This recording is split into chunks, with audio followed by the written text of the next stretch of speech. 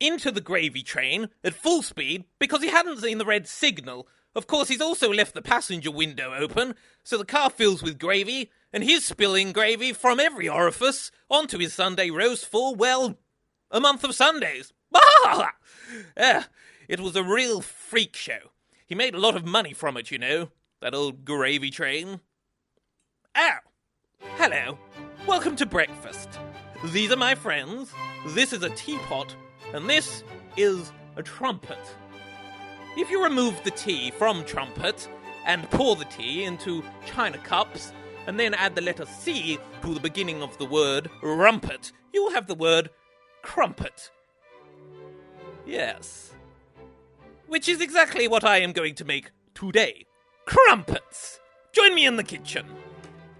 Mix together the usual ingredients that you would use when making bread, for a crumpet is halfway between a loaf of bread and a pancake. It is unleavened bread which has been, leavened.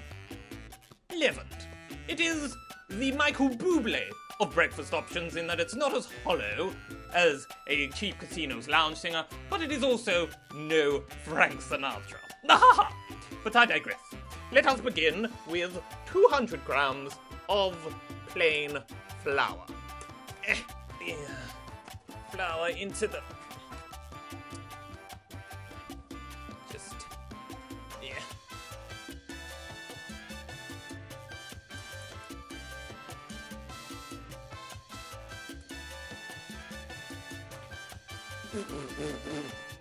A teaspoon of sugar.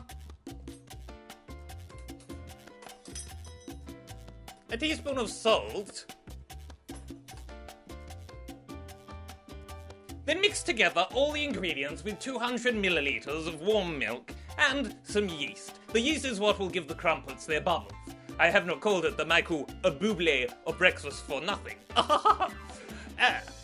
And then cover with cling film for approximately 1 hour.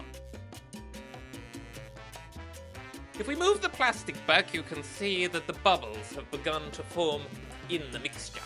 I am going to put extra bubbles into the batter by adding this concoction here of water and bicarbonate of soda.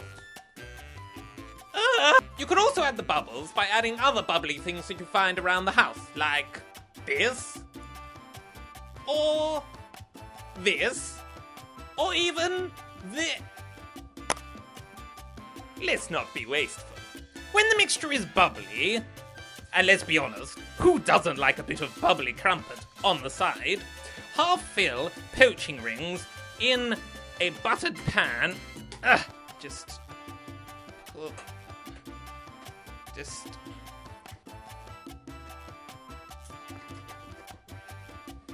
should do.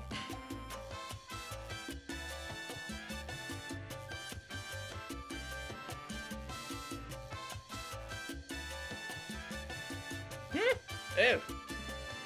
Did you know that crumpets may have been eaten in ancient Greece, or perhaps even in Anglo-Saxon times, or the Victorian era?